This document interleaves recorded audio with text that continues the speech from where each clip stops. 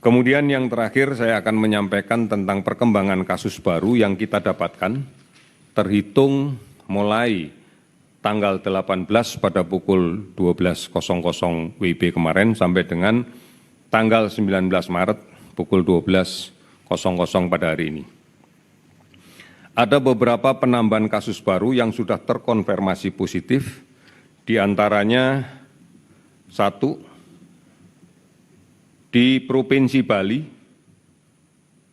Mohon maaf, ada beberapa hal yang ingin saya sampaikan. 1, yaitu di Provinsi Bali, hari ini tidak ada penambahan kasus, namun masih ada kasus yang kemarin kita rawat, sehingga akumulatif kasus di Bali adalah ada 1 orang. Provinsi Banten ada penambahan kasus pada hari ini sebanyak 10 orang, sehingga akumulasi kasus menjadi 27 orang. Kemudian DIY ada penambahan kasus baru sebanyak 2 orang, sehingga akumulasi kasus menjadi 5 orang. Untuk DKI Jakarta ada penambahan kasus sebanyak 52 orang, sehingga total kasus akumulasi menjadi 210 orang. Kemudian Jawa Barat ada penambahan kasus 2 orang, sehingga total kasus menjadi 26 orang.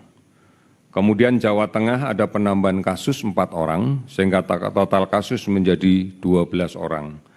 Jawa Timur ada penambahan 1 kasus, sehingga total kasus menjadi 9 orang.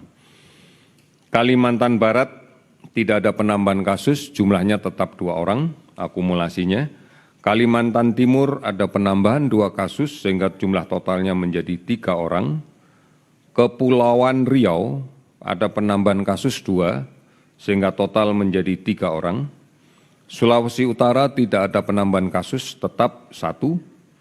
Sumatera Utara ada penambahan kasus 1, sehingga jumlahnya menjadi 2.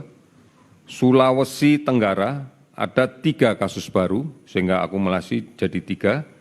Sulawesi Selatan ada 2 kasus baru, sehingga jumlahnya menjadi 2. Lampung tidak ada penambahan kasus, tetap 1. Kemudian Riau ada penambahan 1 kasus, sehingga jumlahnya 2. Total kasus pada hari ini adalah 309 orang. Dari jumlah itu keseluruhan, maka ada kasus yang sudah 2 kali diperiksa negatif, ada penderita yang di follow up dan sudah 2 kali negatif dan dinyatakan sembuh. Untuk DKI Jakarta bertambah 4 orang yang dinyatakan sembuh, sehingga totalnya menjadi 13. Kemudian total keseluruhan kasus yang sudah sembuh adalah 15 orang. Kemudian untuk jumlah kasus yang meninggal, ada penambahan jumlah kasus meninggal di DKI sebanyak 5 orang, sehingga jumlahnya menjadi 17 orang. Kemudian ada penambahan kasus di Jawa Tengah, 1 orang meninggal, sehingga jumlahnya menjadi 3. Oleh karena itu, kemudian kita lihat dari kematian yang kemarin di Bali 1, Banten 1, kemudian DKI Jakarta menjadi 17, kemudian Jawa Barat 1, Jawa Tengah 3, Jawa Timur 1, dan kemudian Sumatera Utara 1, maka total kasus kematian adalah 25%. Total kematian 25% ini kurang lebih adalah sekitar 8% dari total kasus yang kita rawat.